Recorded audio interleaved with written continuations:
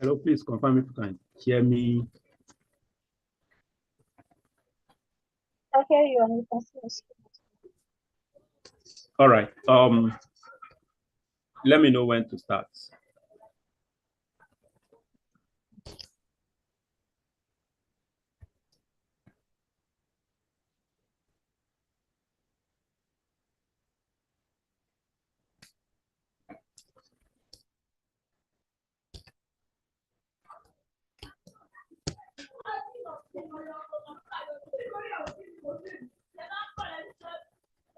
Okay, please, you can start now. All right. Good morning, everyone. Thank you for having me today. My name is Samuel Ekele, and I'm with the DevOps and Infrastructure teams. I think of Dev Center here. And today, I would like to talk on this subject, understanding Git Workflow Strategy, right? What is Git?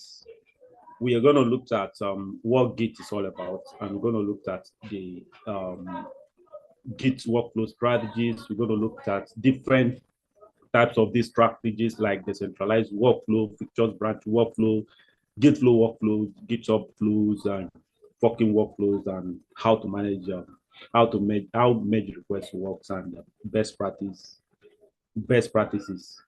on how to use Git, and then Q&A text sections, right? So as techie, Git is actually what we use, we come across every day, every now and then. If you are developers, if you are designers, wherever you find yourself in tech, you have needs for using Git, because you need to keep histories of your changes you made to your files, your designs, of any kinds of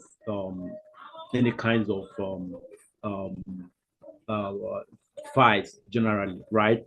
So Git is a distributed versions control system that helps us to track and manage changes in our software development. It helps us to track changes in files and allow developers to collaborate on a particular project, and also keep record of histories of all the changes you made to your code, right? Knowing who made the changes, when the changes was made, and what was changed at the times, right? So all the histories, Git helps you to keep tracks of them.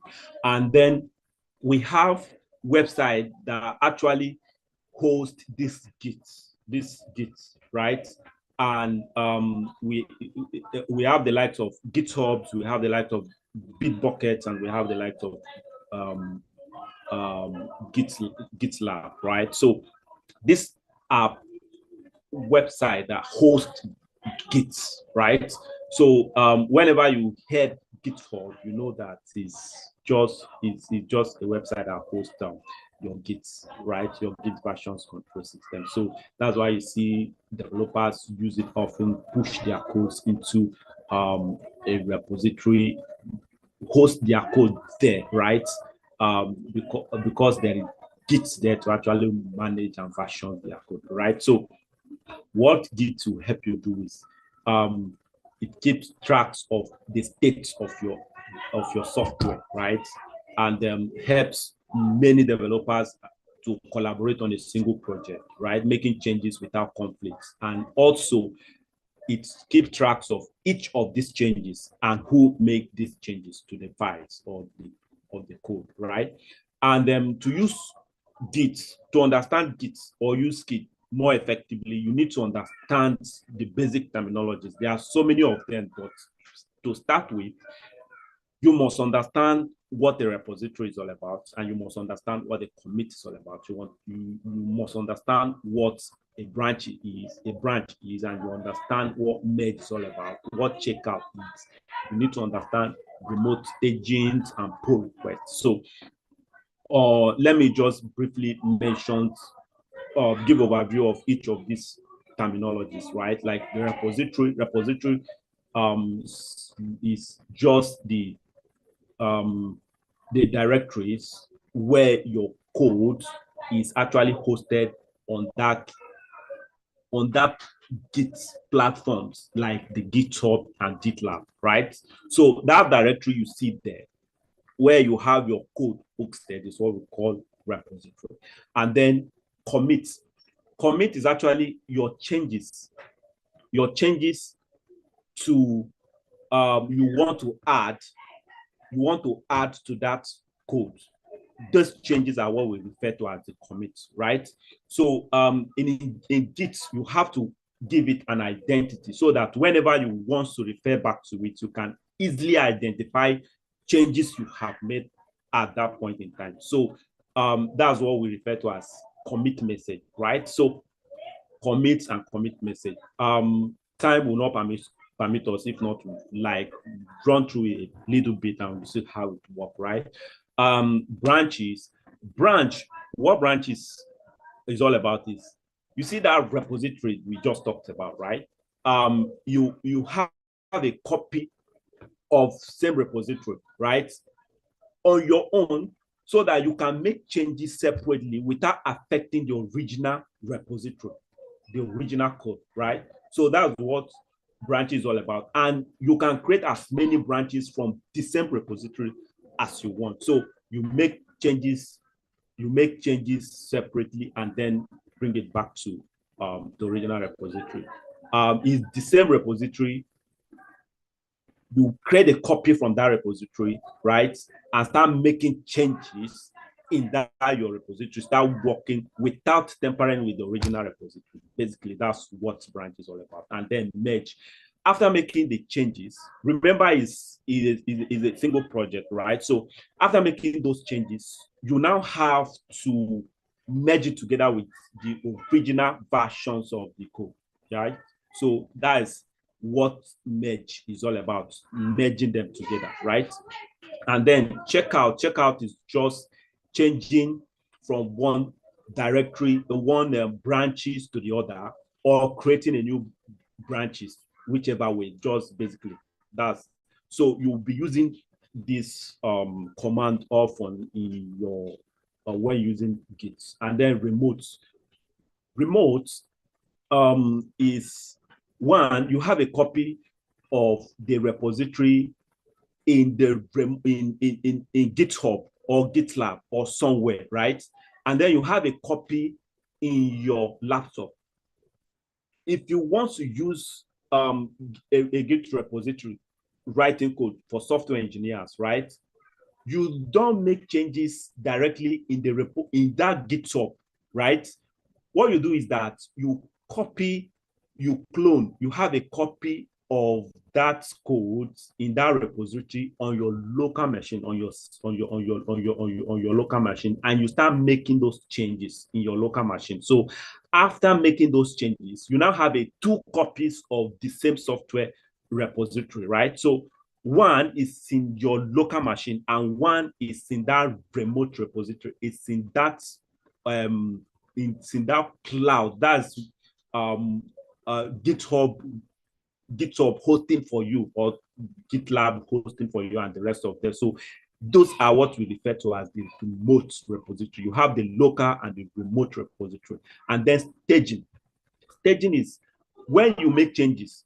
You can decide to make a whole lot of changes, but you don't want to prepare all of them at once to be committed to the whole repository, right? So you want to inform Git that these are the things that I want you to merge. I want you to commit. I want you to add to my code, right? Probably you may decide to, all the changes you've made to your software while you are writing code, you may decide to like add everything to your code. So telling Git that this is what I want to add is what staging is all about. You prepare those codes for adding into your index file, right? So that's what staging is all about. And then pull request. Pull request is the same thing as merge request, right? So what pull request refers to is after making changes, somebody have to approve your changes, look at the changes you've made, and then add them to the original repository, approve them. So it's basically seeking for approval, seeking for a review from more for experts or people that you collaborate with and on the likes to actually look into x-ray the changes you've made in that repository before they actually merge it to the original repository or main branch. You have main branch or the master branch, right? So it depends on which you are using. Either GitLab, I think GitLab use masters and then GitHub use main. No, or the other way around, right? So basically referring to the same thing. And then GitLab use merge requests, while GitHub use pull requests. It's referring to the same thing, right? Confirm if you can still hear me.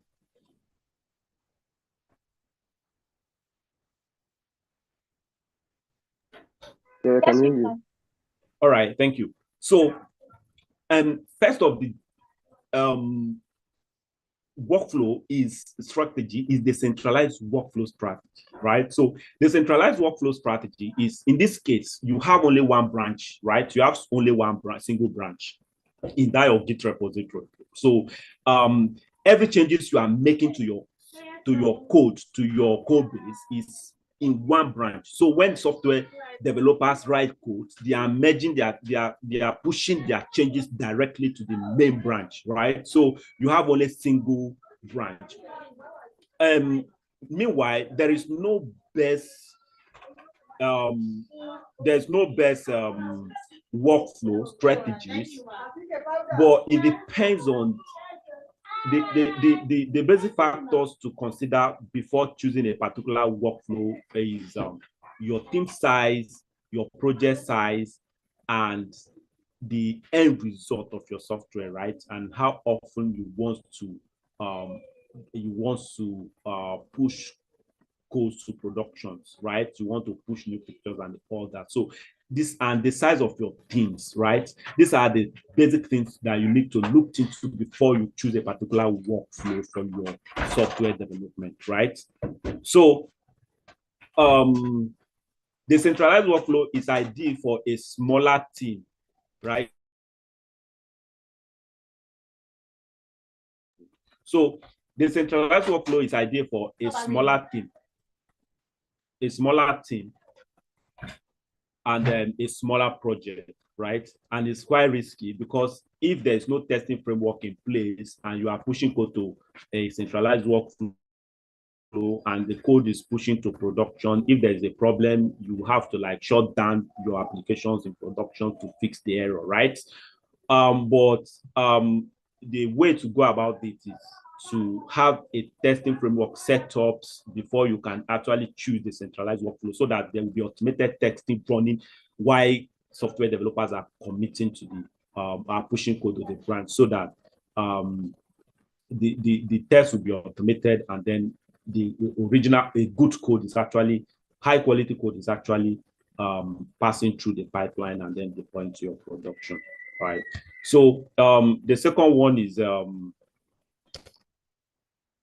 the feature branch workflow, right? So the feature branch workflow is the workflow strategy that actually have a single main branch, right? It has a single main branch and or a single master or main branch, whichever ones you use it, right? So whenever you want to create a feature, you create one branch.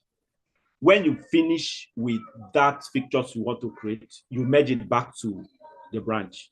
You merge it back to the main branch, right? So that's what we refer to as the feature main branch, the feature branch workflow. And then we have the Git flow workflow. The Git flow workflow is more structured and ideal for a very big, large teams and more control. You have a granular control of how commits and how code changes are made in the code in the repository, right? So this workflow is ideal for a larger teams, larger distributed teams, and a very high a very large project size, right? So you have a granular control of how changes are made into this repository, right? It's more structures and there are so many rules. So you have two running branches. You have the main branch, right? The main branch only deployed to production. And then you have the developers branch. So no developers have to touch the main branch. If you want to create a branch, you create from the develop branch. So the develop branch, if you want to build a feature, you create a branch from the develop branch, right? And then if you want to release your application, you release to staging environment from the develop branch.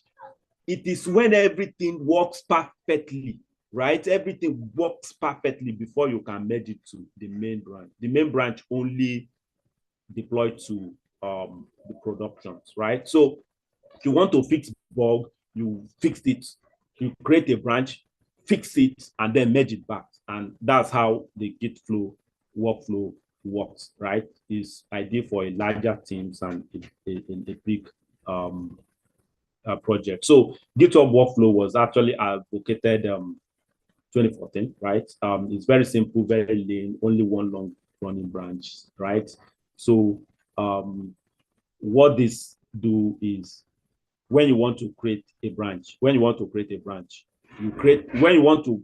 feature, you want to write any pieces of software, add any type of code at all whatsoever in the code repository, you create a branch and you name the branch after that particular features you want to do. Maybe you want to create a hamburger for that application, right? You create a branch, you call it hamburger. Whenever you finish creating that hamburger, you merge it back to the main branch, and then you have your applications having a hamburger, right? And when there is a bug, you create a branch and call it bug fix. After fixing the bug, you merge it back to the main branch, and then the branch dies automatically. Whenever you want to create a features, like maybe you want to integrate a payment gateway, you create a branch and call it payment gateway integration. After you create that payment gateway integrations, you merge it back to the main branch. That payment integration branches die, right? So when a new developer comes, he's only going to see a one single main branch. And whenever he wants to do anything, so organization will decide to choose any type of workflow that work best for them, right? So there's no best workflow strategy, as I've said. So forking workflow is basically used for people who contribute to open source project, right? So how this works is you have the Git repository, and then you fork that repository. The forking in this sense refers to grabbing a copy of that repository, right, into your local or into your own repository.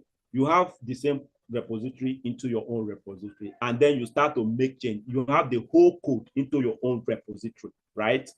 It is not branch we are talking about here anymore. We are talking about the whole repository is set into another repository, right? And then inside that another repository, you now have you are having a copy of that repository on your own GitHub or on your local, whichever way, right? And then you can create your branches and begin to add any functionalities you want to add to that original code. So after you write all those code finish and you think you have added a functional pictures or a functional code or something into the original code, you can now open a pull request telling the original owner, maintainer of that original repository that you have made those changes. And then the original owners of that repository will go through your changes and see that, and well, more like seeking expert opinion, right? They will review everything, all the changes you made, and think that this is okay. Then they will approve it. When they approve it, your functions you built, your features or your changes you made will now be merged into the original code. That's how forking workflow works. That's how people that contributed to open source actually handles do it. So if you want to contribute to open source, that's what you do. You fork the original repository into your own repository, and then make the changes you want to make, and then merge it to open a merge request. So how does the merge request work, right? Merge request basically work this way. You have the original code base, right? And here is like the common ancestors of all the branches that have been pulled from the main branch, right? So now, why making those changes? You know that your changes are here in your branch and not here in the main branch. When you come to where you want to merge to the main branch, Git will look to the last common ancestors commit with the both branches, and then look for the different one. What changes have been made so far in this new branch, right? So it will now pull only the changes that are made there and now add it to this place. That's how its merge request basically work, right? After getting approval, somebody are looking into the changes, because people that are going to look at the changes that you have made to the code base are going to see all the changes that you've made so far, right? They are going to look at all the changes and then review it and then allow it to go into the main branch, and then it will go into the main, and then Git will look at all the differences and merge it to this place. And there are situations where, while you are making changes here, they have a common ancestors commit here, right, in this place. And while this long-running branches is running, also a changes has occurred here. It means a conflict is going to occur here. The conflict is going to occur when you try to merge these two branches together, because the last commit they have in common, these are the only changes here. And is now seeing another differences in the middle, right? So that's what we call merge conflict that you heard about. Then merge conflict has to happen. And especially it has to be resolved manually. You have to look at those changes and then remove what you can remove, allow what you can allow, so that at the end of the day, the changes you made here and the changes you made here will not conflict in that repository and then create chaos or problems with your software, right? So that's why Git will show you the different changes, if you can allow it or not. And then if you don't allow, you can just knock this one off and allow this one to run, and then whatever you have there works in your software. So that's how merge requests work. And the best practices in using Git. Number one, commit often and with descriptive commit message. When you commit your code, ensure that you are giving it an identity, unique identity, right? So that whenever you want to roll back to the previous versions of your code, you can know the state of your code. You can identify the state of that software at the time. You can know that, okay, this is the time I changed the color to red, the background color to red, and that's where you want to go to.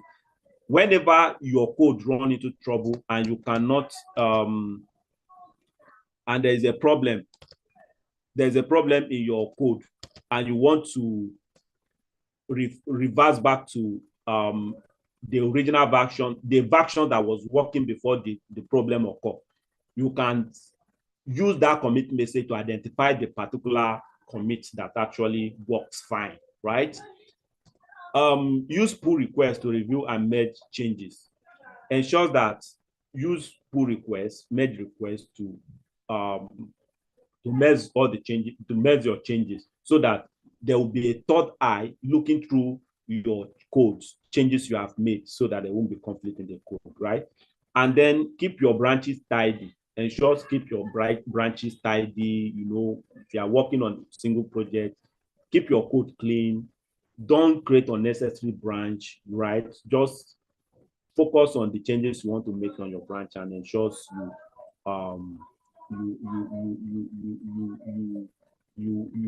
and ensure that the plans you have in that branch is what you are pursuing in that branch, basically, right?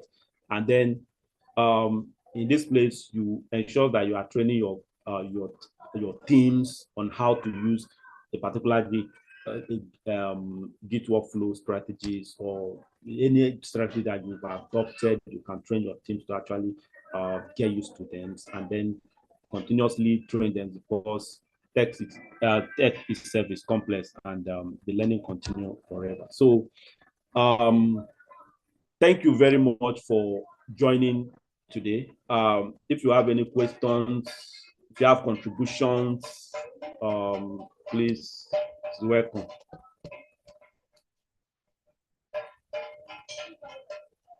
Is there any Thank you very question? much, Samuel, for the presentations. Please, do you have questions for me? We have just 3 minutes left. Do you have questions? Okay, for me, I actually have a question, and that's about, okay, I think I also go ahead. Okay. Good morning, everyone. Can you hear me? Yes, I can hear you. Good morning. Okay. Yes, so for me, I enjoyed the presentation.